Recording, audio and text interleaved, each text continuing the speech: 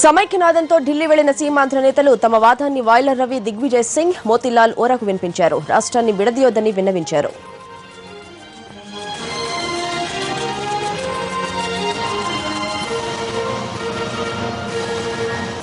జరిగింది వారు కొచ్చిన్ కూడా పోతున్నామని చెప్పారు. పొద్దున్నే కలిసేసి వారికి విషయం చెప్పాం. వివరాలన్నీ మాట్లాడుకోవడం కోసం రేపు 4 గంటలకు కలుద్దామని చెప్పి వారు కొచ్చిన్కి వెళ్ళారు. ఆ తర్వాత పూర్వ ఆంధ్రప్రదేశ్ ఇన్ఛార్జ్ అట్లాగే కాంగ్రెస్ పార్టీలో ఒకనొక ప్రముఖుడైన దిగ్విజయ్ సింగ్ గారిని కలిసాం. వారికి ఎక్స్ప్లెయిన్ చేస్తే వారు ఈ అంతా పరిశీలించి నేను కూడా నా వంతు దీంట్లో ఏం చేస్తాను, మీరు ఇన్ఛార్జ్ గారిని కలవండి అని చెప్పారు ఆఖరికి. అట్లాగే సీనియర్ నాయకులు, వృద్ధతరం దేశం కోసం నిలబడ్డ నాయకులు, మా యొక్క కోశాధికారి గారిని, పెద్దవారిని, ఓరా గారిని కలిసి వారికి కూడా చెప్పడం జరిగింది. మొత్తం కాంగ్రెస్ పార్టీలో ఉన్న ఆ ముఖ్యుల్ని కలిసే ప్రయత్నం చేస్తూ ఉన్నాం. ఈ రాష్ట్రాన్ని ఐక్యంగా ఉంచడానికి ఉండాల్సిన అన్ని అవసరాన్ని కానీ అట్లాగే ఆ చారిత్రక కారణాలు ఎక్స్ప్లెయిన్ చేసే ప్రయత్నంలో ఉన్నాం. ఈరోజు రేపు అనేక మందిని కలిసి రాష్ట్రాన్ని ఐక్యంగా ఉంచడం కోసం మా శక్తి వచ్చేటువంటి ప్రయత్నం చేస్తాం. మిమ్మల్ని కలిసిన అనంతరం దిగ్విజయ్ సింగ్ మాతో మాట్లాడుతూ పార్టీ అభిప్రాయాన్ని ఇప్పటికే హోంమంత్రికి చెప్పేసామన్నారు. ఇప్పుడు మీరు కలిసి ప్రయోజనం ఏంటి? హోంమంత్రి నాకు దిగ్విజయ్ సింగ్ గారు మాతో ఈ విషయం చెప్పారు, మీతో విషయం చెప్పారు తెలియదు. కానీ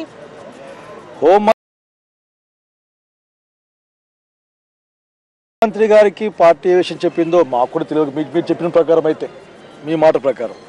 కానీ నేనైతే ఆఖరి సెకండ్ వరకు ఈ రాష్ట్రాన్ని ఐక్యంగా ఉంచాల్సిన అవసరం, అదే ఆ మాట చెప్పబోయే ముందు 28లోగా ఏం చెప్పామని చెప్పిన గౌరవ హోంశాఖ మంత్రి షిండే గారి మాటలకు గుర్తు చేసుకుంటా ఉన్నాం.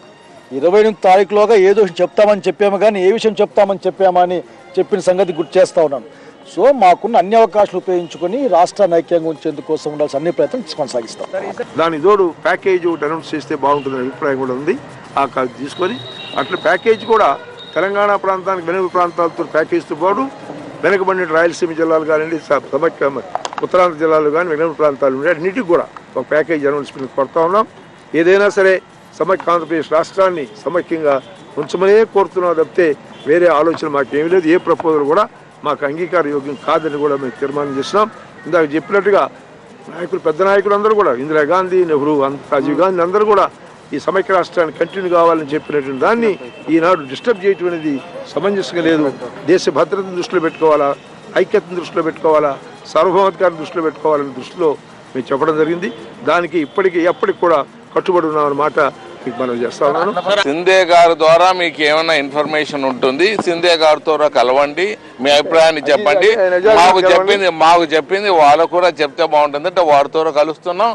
వారు కూడా మా అభిప్రాయాలు తెలియజేస్తామన్నారు. చాలా మటుకు పెద్దల్లో ఉండే అభిప్రాయం కూడా మా అభిప్రాయంగానే చెప్తున్నాం. పెద్ద ఆయన చెప్పారు, అందరూ చెప్పారు, శ్రీకృష్ణ కమిటీలో చెప్పడం జరిగింది.